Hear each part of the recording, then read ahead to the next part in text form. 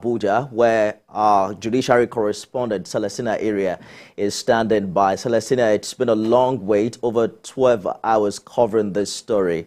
Let's begin with the mood, in the courts during these proceedings. We saw some people doze off, some walked out at some point, a few cheers here and there. What did you see that the cameras did not capture? Well, Nifemi, it's a day to celebrate as far as Nigerian is concerned. In this very case, there is no victor, there is no vanquish, because all that will happen today is channeled to promote democracy of the country. Yes, the counsel to the PDP told the court after judgment was delivered that he intends to get the copy of the judgment as soon as possible, because yes, they also have a right to appeal to the Supreme Court that the Presidential Election Petitions Court, which is the Court of Appeal, is the court of first instance as far as a presidential election is concerned. So he asked for the copy of the judgment because the day start counting from today, being the day the judgment was delivered, as when their course of action arose, and the Supreme Court has 60 days to deliver judgment. But by and large, the parties of supporters of the APC, as well as APC governors that were here present and dignitaries here present, were very happy, and the position they've always canvassed was also the position held by the courts today. First, that the FCT has no special status. The FCT is like every other state. So credence or priority should not be given to the FCT, or FCT should not be a determined state as far as presidential election is concerned.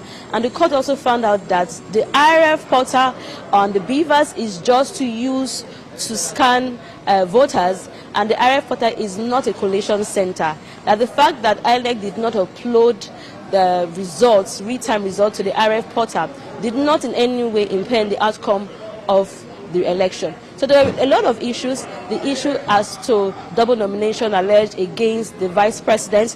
This was also filed by the APM, their sole ground, and also filed by the Labour Party and the PDP. The court first decided that of the APM and adopted that position in the other various position. The court held that the vice president was not in any violation of any constitution or any laws, and is not in breach of double nomination, or is not in contempt of any double nomination. So these were the positions of the court today. How are the petitioners reacting to the verdict?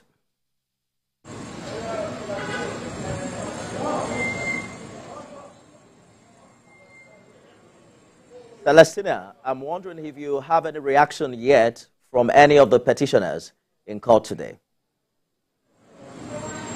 Well, we were expecting them to speak to newsmen after the proceedings, but they all stepped out, with believing that maybe they probably were not pleased with the judgment.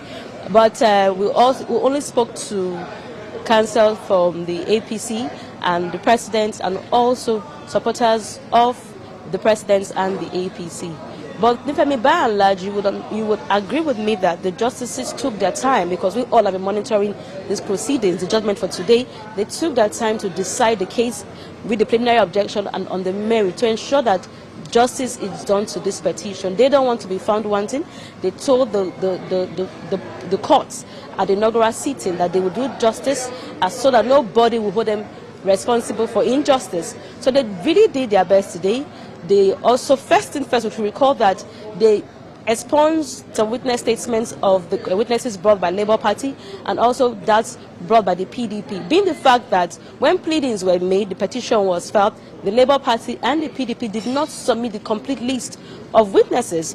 They later submitted the list of witnesses that was subpoenaed, and this the tribunal said is in contravention of Section 285 of the Electoral Act, which says that all pleadings must be brought before the courts at the time of filing. So the tribunal found their statements to be incompetent. So outside the 13 witnesses called by the Labour Party, only 3 of their witnesses were credible, as 10 were discredited by the courts. The Labour Party called, the PDP called 27 witnesses. The court struck at 13 witnesses they called.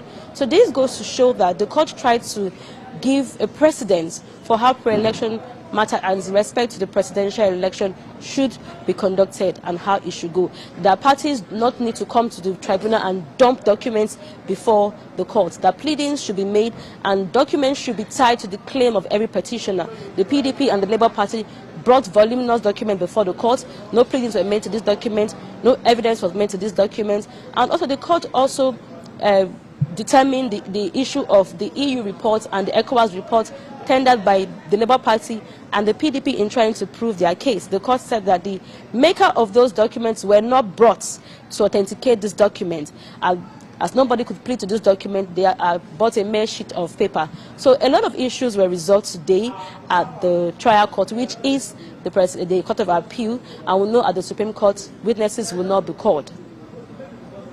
Celestina Iria live for us at the Presidential Election Petition Court in Abuja. Thank you for the great job you have been up to since